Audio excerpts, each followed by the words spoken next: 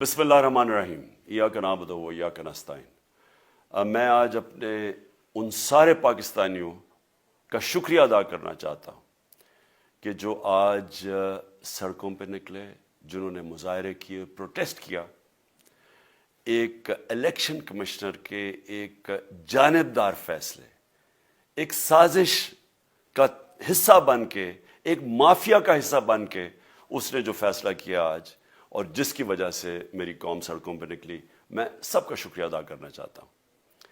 پہلے تو میں اپنی قوم کے سامنے یہ رکھنا چاہتا ہوں، یہ کیا فیصلہ ہے، یعنی یہ توشہ خانہ کیا چیز ہے؟ توشہ خانہ وہ ہے کہ جب ملک کا پرائم منسٹر، اس کے وزیر، اس کے آرمی چیف، ان کو جب پریزنٹس ملتے ہیں، جب وہ اقتدار میں ہوتے ہیں، تو جب ان کو تحفے ملتے ہیں، تو یہ جو سارے تحفے ہیں یہ جاتے ہیں توشہ خانہ کے اندر۔ ایک پورا ریکارڈ ادھر قائم کیا جاتا ہے۔ اس توشہ خانہ سے ایک قانون کے تحت آپ فیصلہ کر سکتے ہیں کہ میں ایک آدھی قیمت، ہمارے دور میں آدھی قیمت ہم دے کے ہم وہ خرید سکتے ہیں وہاں سے۔ سارا ریکارڈ اس کا ہے پڑا ہوا ہے توشہ خانہ میں۔ تو یہ جو کیس اس نے کیا ہے، یہ جو کیس کے اوپر فیصلہ دیا ہے، میں آپ ساری قوم کے سامنے اب یہ کہنا چاہتا ہوں کہ جب بھی، اور انشاءاللہ ہم اب جا رہے ہیں عدالت میں آج سب کے سامنے کہنا چاہتا ہوں کہ یہ عدالت کے اندر کیس جائے گا اور اس میں ایک چیز غیر قانونی نہیں نکلے گی، کیونکہ سارا ریکارڈ اویلیبل ہے۔ اور جنہوں نے قانون توڑا ہے، توشہ خانہ کا قانون کس نے توڑا ہے؟ آصف زرداری نے اور نواز شریف نے۔ کیسے توڑا ہے؟ انہوں نے 4 مہنگی گاڑیاں اس توشہ خانہ سے نکالی ہے۔ قانون یہ کہتا ہے کہ آپ گاڑیاں نہیں نکال سکتے، مجھے بھی ملی تھی۔ تو ان کے کیس تو سنے نہیں، ان کے 10 سال سے کیس پڑے ہوئے جو انہوں نے یہ گاڑیاں غیر قانونی طور پہ نکالی تھی۔ اور وہ جو کہ سارے میرے وکیل نے آج قوم کے سامنے بتایا کہ سارا ریکارڈ اویلیبل ہے، اس کے اوپر اس نے یہ فیصلہ کیا۔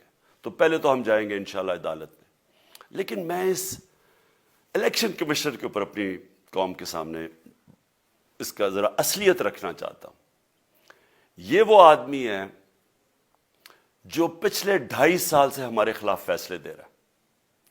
8 یا 9 دفعہ اس نے ہمارے خلاف فیصلہ دیا، ہم عدالت میں گئے اور عدالت نے اس کے فیصلے اوور ٹرن کر کے ہمارے حق میں فیصلے دیے، کیونکہ اس کے جو فیصلے تھے وہ غیر جانبدار نہیں تھے۔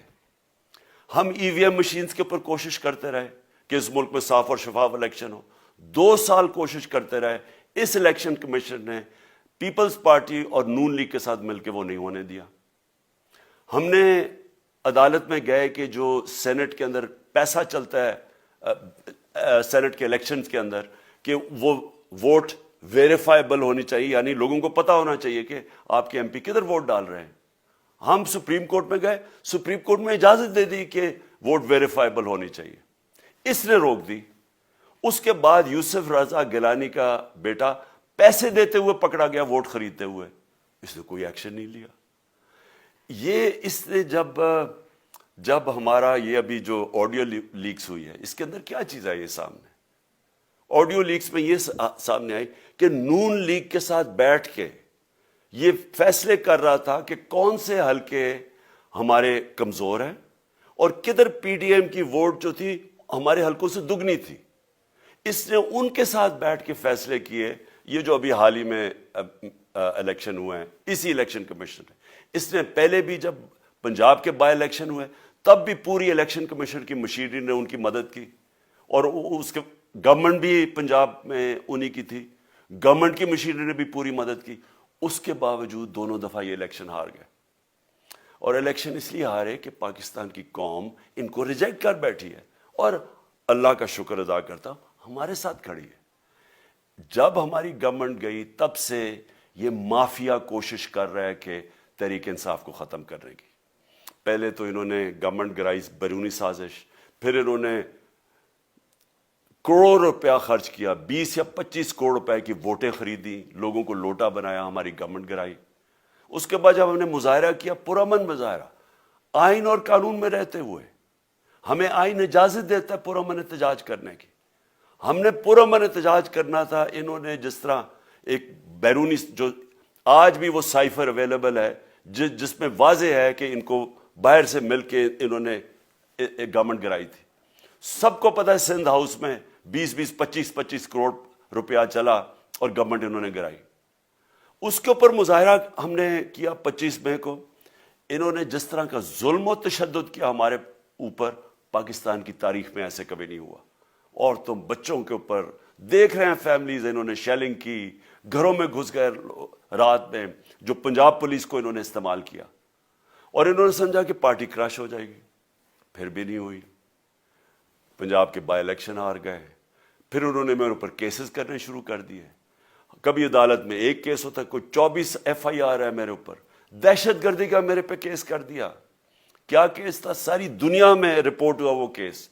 کیس کیا ہے کہ عمران خان کہہ رہا ہے کہ ریمانڈ پہ بھیجنے کے لیے ایک جس کے اوپر تشدد ہوا ہے, کسٹوڈیل ٹارچر ہوئی ہے شہباز گل کو, کہ ہم قانونی کارروائی کریں گے.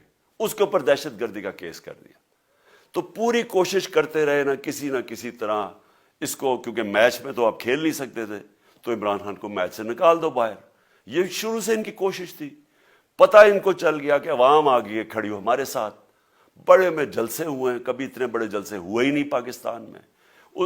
اور پھر یہ جو ابھی جو الیکشن ہوا ہے اس کے اندر پوری پلاننگ کرتے ایک کینڈیڈیٹ کھڑا کر کے پھر بھی ہار گئے. تو یہ مجھے پہلے ہی پتا تھا کہ انہوں نے اس کا رزلٹ کیا آنا ہے. میری ساری پارٹی کو پتا ہے, میں نے ان کو واٹس ایپ کیا, اپنے سارے لوگوں کو بتایا. مجھے کل رات میں نے سب کو بتا دیا کہ اس نے ڈسکوالیفائی کرنا ہے, کیونکہ یہ اس سازش کا حصہ ہے, یہ مافیا کا حصہ ہے. اور مافیا کیا کوشش کر رہی ہے یہ ذرا ساری قوم سن لو. جو پاکستان کی سب سے بڑی پارٹی ہے, جو فیڈرل پارٹی ہے, باقی پارٹیز تو اب صوبائی پارٹیز رہ گئی ہیں, چھوٹی سکڑ کے ہو گئی ہیں فیملی پارٹیز. جو سارے ملک کے اندر ایک فیڈرل پارٹی ہے اس کو ختم کرنے کی کوشش کر رہے ہیں. اور یہ میں پھر سے اس ملک کی تکلیف دے جو ہمارا تاریخ کا حصہ تھا, جب ایسٹ پاکستان ہمارے سے علیحدہ ہوا, کیا ہوا تھا؟ جو پارٹی کو سب سے بڑا مینڈیٹ ملا اسی پارٹی کو ختم کرنے کی کوشش کی. ملک کا جو ہوا وہ تاریخ کا حصہ ہے. یہ پھر کوشش کر رہے ہیں کہ ایک پارٹی جو ساری فیڈریشن کو اکٹھا رکھ سکتی ہے اسی پارٹی کو ختم کرنے کی کوشش کر رہے ہیں کہ جناب عمران خان کو کسی طرح ڈسکوالیفائی کریں اور پھر الیکشن ہو. اور پھر مجھے اور نواز شریف کو ایک ہی طرح دکھایا جا رہا ہے کہ اچھا جی عمران خان بھی ڈسکوالیفائی ہو گیا تو نواز شریف بھی ہو گیا. نواز شریف اس ملک کا بڑا مجرم ہے. 30 سال سے چوری کر رہا ہے اس ملک کا پیسہ باہر. بڑے بڑے محلات ہیں اس کے اور اس کے بچوں کے باہر. ایک رسید نہیں دکھا سکتا کہ پیسہ کدھر سے آیا. میں نے کرکٹ کھیلتا تھا تو میں نے ایک فلیٹ خریدا. میں تو پبلک آفس ہولڈر بھی نہیں تھا. 34-35 سال پہلے میں نے فلیٹ خریدا جب کرکٹ کھیلتا تھا. اس کے باوجود میں نے 8 مہینے عدالت کے اندر ایک ایک رسید بتائی کہ مجھے کدھر سے انکم آئی, کدھر سے آمدنی آئی, اور باہر سے حلال کے پیسے کی جو میں نے جو خرچہ جو خریدا فلیٹ, اس کو جب بیچا بینک کے تھرو پاکستان میں پیسہ لے کے آیا, اپنے ملک میں پیسہ لے کے آیا. اس کی بھی منی ٹریل تھی. عدالت نے مجھے صادق اور امین کہا, اور مجھے مقابلہ اس آدمی سے کر رہے ہیں جو اربوں روپے کی پراپرٹیز لے کے بیٹھا ہوا ہے. کبھی کوئی جھوٹ بولتا ہے کہ جی مجھے قطری کھاد کے جی قطری نے پیسے دے دیے, کبھی وہ کہتا ہے یہ ہے وہ ذرائع وہ فیل ہو جاتا ہے. وہ بیٹی کہتی ہے میرے لندن تو چھوڑو پاکستان میں کوئی پراپرٹی نہیں ہے, اور پھر پراپرٹی نکلا. یعنی جو بتا ہی نہیں سکتے کہ اس ملک سے باہر اربوں روپے کی پراپرٹیز ہے, اور اس کو اور میرے ساتھ کر رہے ہیں کہ جی آپ دونوں ڈسکوالیفائی ہو گئے. اور جو سب سے شرمناک چیز کیا ہے کہ جس آدمی کی ساری پراپرٹی سب پاکستان سب ڈکلیئرڈ اپنے نام پہ, اس کو ڈسکوالیفائی کر رہے ہیں, اور یعنی میچ سے باہر رکھنے کی کوشش کر رہے ہیں. اور کن کو اس ملک میں بچایا جا رہا ہے؟ اس ملک کے بڑے بڑے مجرم جن کے اوپر اربوں روپے کے کیسز ہیں, وہ آ کے پہلے تو ان کو سازش کے تحت ملک پہ بٹھایا جاتا ہے, پھر وہ قانون اسمبلی میں بیٹھ کے نیب کا قانون چینج کرتے ہیں اور 1100 ارب روپے اپنا معاف کروا لیتے ہیں. قوم جب نیچے پسی ہوئی ہے آج مہنگائی میں، بے روزگاری میں، 6 مہینے میں انہوں نے ملک کدھر سے کدھر پہنچا دیا ہے. آج دنیا کہہ رہی ہے کہ پاکستان قرضے نہیں اپنے واپس کر سکتا، ہمارے بانڈز کریش کر گئے ہیں، ہماری انڈسٹری نیچے جا رہی ہے، ہمارا فورن جو پاکستان میں ڈالرز آنے تھے ایکسپورٹس بھی نیچے جا رہی ہیں، ریمیٹنس بھی نیچے جا رہی ہے، ملک کی دولت کم ہو رہی ہے، گروتھ ریٹ نیچے چلی گئی ہے، کسان علیحدہ سڑکوں پہ نکلے ہوئے ہیں، ٹیکسٹائل انڈسٹری وہ 20% بند ہو گئی ہے. 6 مہینے میں وہ پاکستان کو یہاں لے کے آئے ہیں اور اپنے صرف پیسے بچا رہے ہیں، صرف آ کے اپنی چوری بچا رہے ہیں. اور جو آدمی 26 سال سے سٹرگل کر رہے ہیں اس ملک میں، قانون کی بالادستی ہو، انصاف ہو، احتساب ہو، اس کے اوپر کیسز کر رہے ہیں اس طرح کے، صرف اور صرف میرا منہ بند کرنے کے لیے.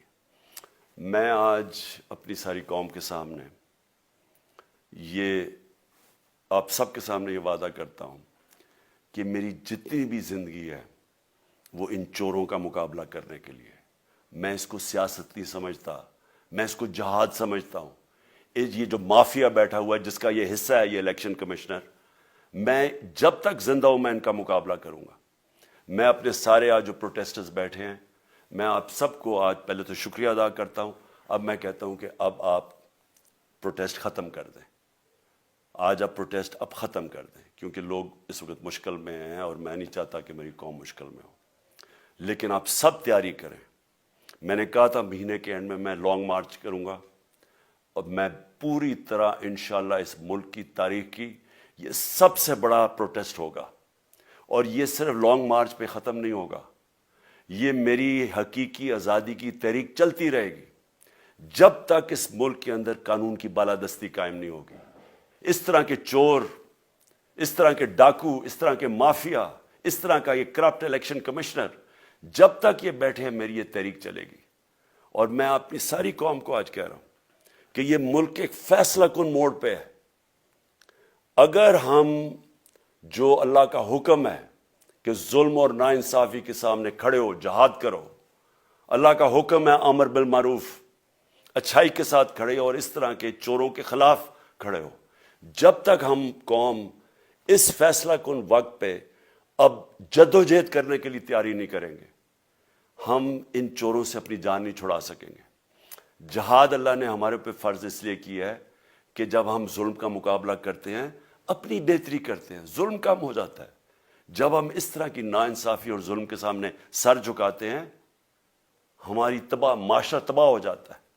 جب معاشرہ اچھے اور برے کی تمیز ختم کرتا ہے، یہ چور جا کے ملک کا فیصلہ کرتے ہیں، وہ معاشرہ کو تباہ کر دیتے ہیں. ہم آج اس فیصلہ کن وقت پہ کھڑے ہیں. میں آپ کو کال دوں گا، پھر سے میں آپ کو کہوں، اور انشاءاللہ اس ملک کی تاریخ کی یہ سب سے بڑا مظاہرہ ہوگا، یہ سب سے بڑی پروٹیسٹ موومنٹ ہوگی، اور یہ رکے گی نہیں. اب یہ جب تک ہم اس ملک کو حقیقی طور پہ آزاد نہیں کرتے، یہ میری پروٹیسٹ موومنٹ اب چلتی رہے گی. پاکستان زندہ باد.